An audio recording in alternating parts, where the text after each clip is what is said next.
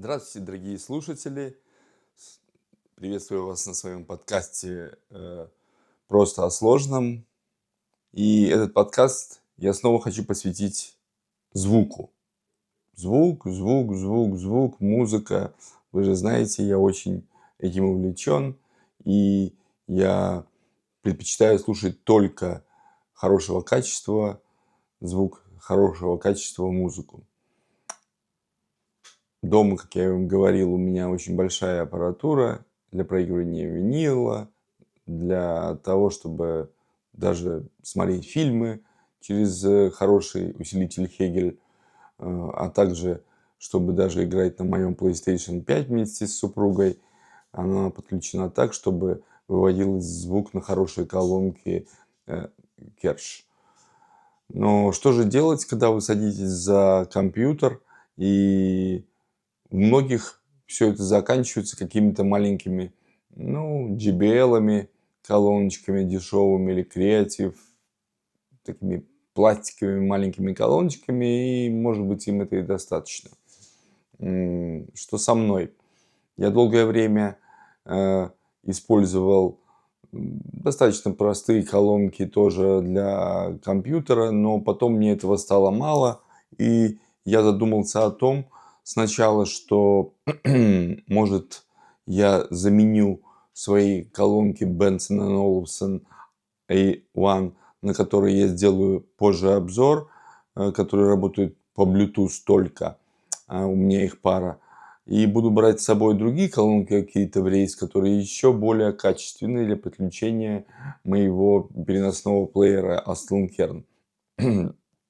Сначала у меня была такая мысль, и я стал искать такие колонки, и для меня было как? Так это постоянно перевозить, постоянно надо брать с собой. Это я понимал, что относительно маленького веса не добьешься, если это хорошая колонка. То есть, если это будет маленький вес, это будет просто пластиковая дребезжалка, я вам так скажу. Значит, колонка будет немножко тяжелее, или тяжелая. И будут всякие там у нее подключения, и можно будет классно слушать и наслаждаться музыкой такой же, как и дома. Хотя Benson Olufsen, две колонки, которые у меня, они выдают фантастический звук для маленьких таких вот шайб, для таких маленьких колонок. Но что-то меня все же дернуло. Может быть, потому что в тот момент я очень сильно увлекся гитарами, как я сейчас увлекаюсь. Тоже сделаю позже обзор на одну-две гитары, которые у меня есть, и на то, какими усилителями я пользуюсь. И мне захотелось иметь еще более лучший звук. Искал все, смотрел фокал. Есть колонки, тоже небольшие, но все равно тяжелые, громоздкие. Брать с собой их нельзя. И думал, что же делать? Перебирал все компании и наткнулся на немецкую компанию Evi Audio, у которой есть большой диапазон колонок, начиная от больших и кончая небольших студийных. Но вы видели короткий ролик о том в начале клипа, о каких колонках будет идти речь. Это будут колонки SC203. Чем же они понравились? Во-первых, это не колонки, а это мониторы. В чем отличие колонок от мониторов? Если взять Benson Olufsen или Klipsch, что у меня стоят большие колонки, то даже при подключении нейтрального звука через усилитель они будут выдавать, так сказать, какой-то свой характер. То есть больше басов или меньше басов, больше высоких частот средних. Поэтому, когда покупаешь колонки, надо обязательно их послушать в студии. И после этого их покупать только. Потому что некоторые колонки могут не подойти себе по предпочтениям. Что такое мониторы? мониторы — это не те мониторы, которые подключаются к компьютерам. Это то же самое название, но оно пришло из студии, то есть мониторить. Мониторить что? Мониторить звук. Такие мониторы или колонки, мы снова их назовем, применяются в основном в студиях звукозаписи. Они в основном очень высокого качества и предназначены для того, чтобы можно было бы даже сводить звук.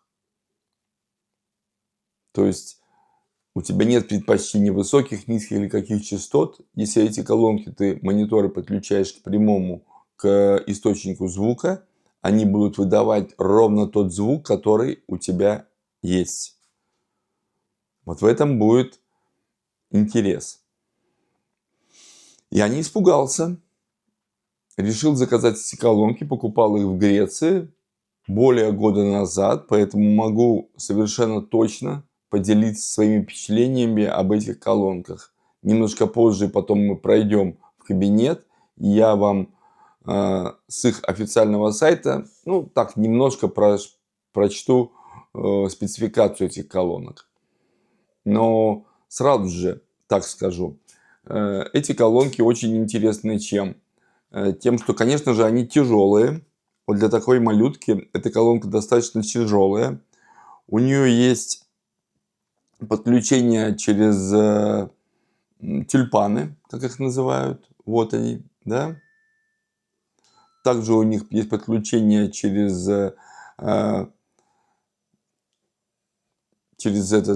оптоволокно. Вот здесь вот вход. Все же это студийные колонки. Также это можно будет подключать через один, если ты хочешь тюльпан. Тоже такая есть возможность. Между собой они подсоединяются фирменным кабелем по вот этому вот разъему, да. Достаточно очень-очень качественный. И даже на них тоже, конечно же, можно посмотреть, как они будут играть. То есть, что будет отдаваться в предпочтении. Предпочтение будет отдаваться твиттеру. Вот он. Или просто динамику. Также сзади есть диффузор. Как видите, нету здесь фазоинвектора. Это то есть нету откуда выходит воздух. Он выходит отсюда и создает очень хороший плотный бас. Что еще интересно в этих колонках? Так как они предназначены для студиях, еще есть вот такая вот подкладка. Она из такой резины, каучука резины, достаточно гибкой, достаточно эластичной. Для чего она нужна? Сейчас простыми словами объясню. Если колонку, допустим, некоторые ставят там просто на полку или еще куда-то, колонка начинает играть или монитор начинает играть, он создает резонанс, вибрацию. Эта вибрация идет в стол, допустим, на котором это стоит. И этот стол будет резонировать и тоже искажать звук. Это, конечно, не годится. Для этого существует как бы такая оранжевая прокладка, которую вы будете ставить между колонкой и столом, и которая будет немножко забирать, абсорбировать этот звук и не передавать его на то, где она стоит. На многих колонках используется резина, вот такая на этих. На многих колонках других используются специальные такие подставки, вплоть до шипов, таких с шипами внизу. У меня, например, на таких шипах стоит проигрыватель винила Project, для того, чтобы уменьшить резонанс и вибрацию и улучшить точное позиционирование проигрывателя винила. Но это для винила. Для колонок то же самое используется. Используются шипы такие, вкручиваются внизу. И колонка также находится если она будет находиться на какой-то мягкой поверхности, что лучше в комнате, и тоже не будет передавать звук, не будет резонировать. Поэтому, если вы смотрите какие-то передачи, где вы видите какие-то звукозаписи показывают, или люди записывают по звукозаписи, и они как бы обшиты такими черными, разного цвета, такими интересными, мягкими, так сказать, проставками, вокруг себя. Это как раз для того, чтобы это как бы поглощало звук и не искажало звук, который идет с колонок настоящий. Вот для этих колонок сразу видно, что это сделано профессионально. Также эта подставка, вот, авиаудио, это она шла в комплекте. Она, как видите, такого интересного формата, неровная. Для чего это? Если колонка будет стоять, или давайте называть все же монитор, будет стоять внизу стола, ну, немножко ниже стола, для того, чтобы он направлял тебе звук вверх, ты ее ставишь, ну, естественно, вперед. Большую часть, сзади маленькую часть, и колонка приподнимается. Ну, вот таким образом. То есть, вот таким образом, да, приподнимается. Теперь, если же колонка уже имеет небольшой наклон вверх, так сказать, но если колонка, допустим, как сказать, стоит выше немножко ушей, то можно перевернуть ее, и колонка будет играть уже ниже. То есть все предназначено для того, чтобы вы мониторили очень качественный и хорошо звук. Что еще можно ответить на этой колонке? И кроме тех портов входов и выходов, есть также органы управления спереди этой колонки. И сейчас я их вам также покажу. Если вы посмотрите, вот здесь вот впереди колонки есть такой, они называют его, кажется, Magic Knob. Она прокручивается, если так послушать, с таким характерными щелчками. И предназначена для того, чтобы вы могли бы отрегулировать, как у вас будет выходить звук, input, как у вас будет регулироваться волн. Здесь возникает красная, и вообще как она будет выглядеть. Здесь будет полностью красная полоска, индикация. Вот здесь сверху, видите, тут дырочки на индикации. Вот они, да, сверху здесь. А также можно все же немножко частотами поиграться. Но я их оставляю на середине, потому что я их использую как мониторы. Можно подсветку, много чего можно здесь сделать. Так же, как и сзади я показывал регулировка, это тоже могут быть какие-то фильтры поставлены или отключены. Вот таким образом. То есть достаточно неплохо. И достаточно интересно.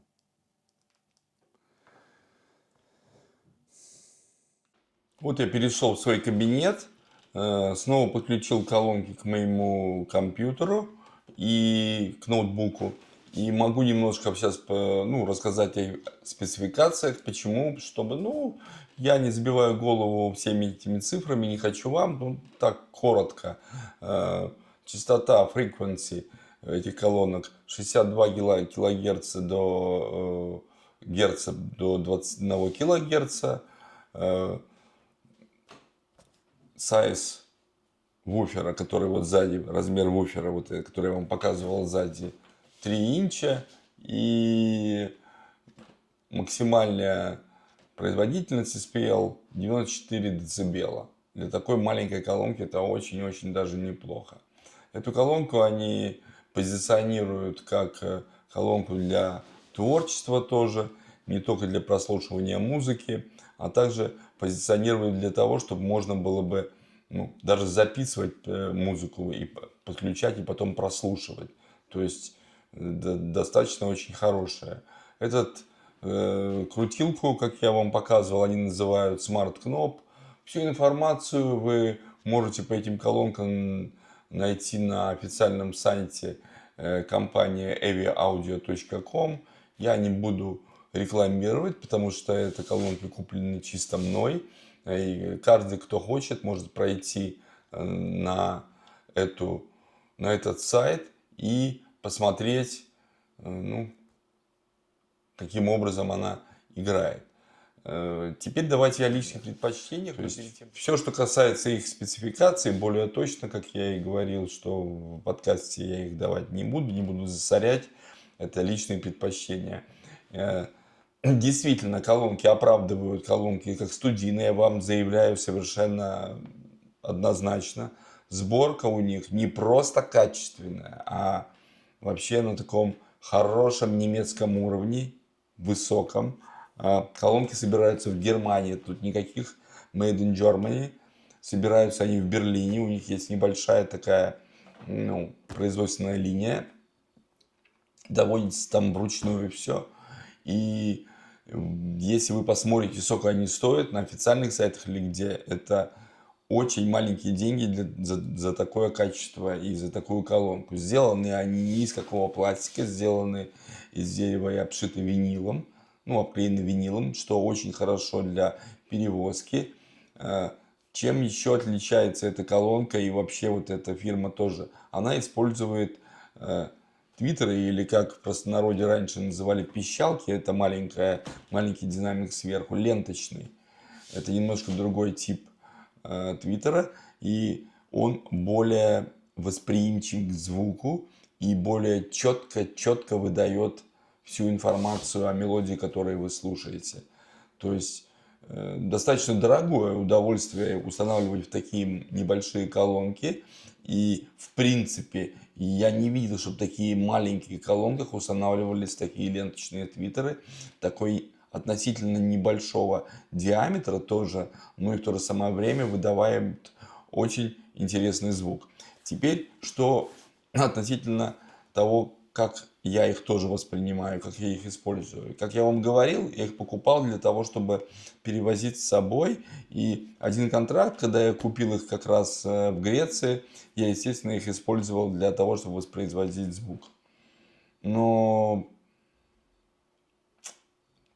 не то, что если бы мне можно было вывозить бесконечное количество весов себе на контракты, я бы, конечно, бы их взял. Это раз. Они все же немножко тяжеловаты для перевоза постоянного перемещения. Второе, конечно же, я не учел то, что на колонках такого класса и на колонках именно для воспроизведения высококлассного звука не будет никакой беспроводной связи. То есть мне надо опять от них вести провод к моему плееру, подключать и слушать. Я не могу этот плеер взять в руки, там только всегда будет провод тянуться. Это меня не устроило. Как я подключаю его к компьютеру? Да, очень просто. Подключаю не с помощью 3,5 джека, что мне нравится. Вы видели, там есть выход на USB. И когда вы подключаете к любому компьютеру, будь то Windows компьютер, будь то Macintosh компьютер, немедленно этот компьютер без всяких драйверов определяет эти колонки как звуковую карту. Вот это очень интересная вещь. То есть, кто хочет дома, как в студии, подключить колонки к компьютеру, потом еще через внешнюю звуковую карту или как-то еще что-то подключать гитару, к примеру, или другие музыкальные инструменты, или микрофон, это, конечно, выход. Она заменяет, ты переключаешь, будет, сейчас я скажу как, она будет отмечаться как внешний интерфейс, SPDF интерфейс, и, естественно, написано SC203 Speakers. Переключаешься на нее и наслаждаешься звуком и картой, аудиокартой, встроенных в них. Вот это вот очень-очень ценно. То есть в них встроена очень-очень качественная аудиокарта на очень хорошем уровне. Так вот, так как они тяжелые, проводов много, да еще и блок питания, он маленький, вот такой, малюсенький блок питания, но все равно есть. Я сначала готовился их возить, и даже я вам скажу, у них продаются такие, защитные, так сказать, чехлы. Но мне очень хорошие женщины-швеи сшили Этим занималась моя жена тоже. Она сняла размеры, сходила к швеям, и мне шили из хорошего такого ткани защитные чехлы, куда можно ложить колонки и перевозить на 2 колонки. Туда умещается сама колонка и эта резиночка. Но посмотрев и попробовав, я понял, что нет. Лучше я оставлю их дома и буду слушать, я не буду стоять стационарно постоянно дома. Заменю свои, тут были дешевенькие, ну не дешевенькие, а такие простенькие Endfire колонки, которые я переместил к папе. Папа небольшой фан музыки, поэтому звук для всех колонок он тоже хороший, он с компьютера его это устраивает. А так как я действительно слушаю музыку и делаю вот подкасты, и свожу некоторый звук тоже делаю, мне захотелось эти колонки оставить дома. Не рисковать, во-первых, на перелетах их могут там с багажом потерять или что-то еще случится, хоть я и застрахован. Ну, страховка вернет деньги, но не колонки. Поэтому их оставил дома. Использую их дома, подключив по USB к компьютеру. И что мне, что жене это очень нравится. То есть какой-нибудь там YouTube или звук при общении через WhatsApp или что-то еще, просто грандиозно и очень-очень хороший. То есть ты сидишь, у тебя такое ощущение, что у тебя большие колонки перед тобой стоят. Они достаточно мощные, то есть когда я включаю, к примеру, на большом экране в темной комнате, так сказать, и играю в Doom надо играть в темной комнате с хорошим большим звуком таким, я вам скажу, кошка пригибается, когда видит это все дело, моя и Оксанина. Маша не понимает, что творится, и уходит подальше. То есть звук такой мощный, бас такой жирный, самой игры идет. И ощущение действительно такого пространства. Очень хорошую сцену они выдают тоже. Не плоско. То есть ты слушаешь, ты понимаешь, где что.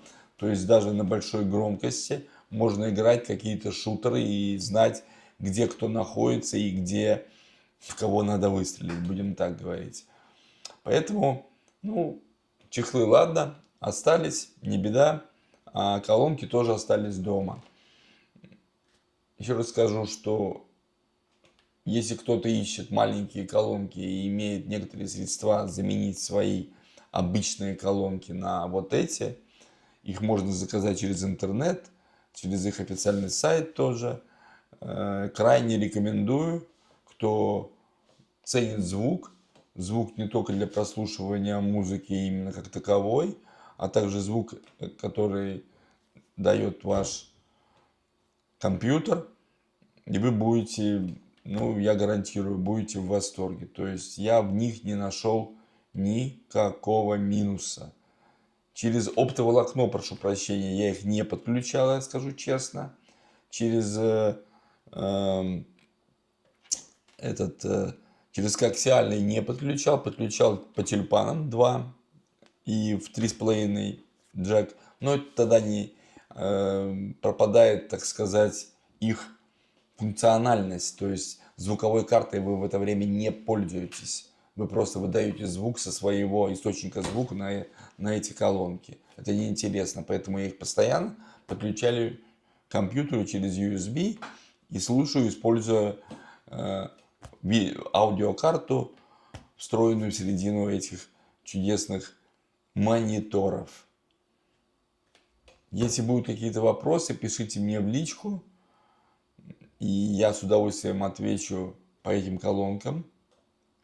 Простите, я снова называю колонку монитором, но с моей стороны на 100% я их рекомендую. На этом я заканчиваю свой подкаст. Не забудьте поставить лайк или дизлайк этому видео. Подписывайтесь на меня. Я стараюсь выпускать выпуски каждую неделю. И до следующих встреч.